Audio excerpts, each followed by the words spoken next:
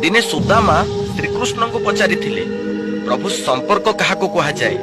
सुदामा कथा शुणी भगवान श्रीकृष्ण निजर मित्र सुदामा को स्मित हस दे कही जेउठी स्वार्थ थाए सेठी संपर्क न थाए आउ जेउठी संपर्क थाए सेठी स्वार्थ न थाए। अर्थात बिना स्वार्थ रे बंधा जाइथिबा डोरी को संपर्क कहुए। जेउठी राग हिंसा काम क्रोध लोभ मोह माया एसबु देखा मिल न थाए।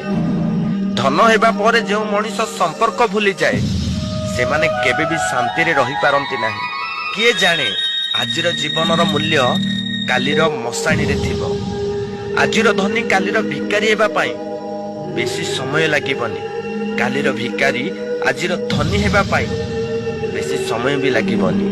ए जीवन रे छंद कपट करिकी केते दिन आमे बंचिबा। जहा आनीचे ताहा ए मर्त्यपुर रे फकीबा। जहा नेकी जीवा ता भगवान को पुरे आनंद रे भोगिबा।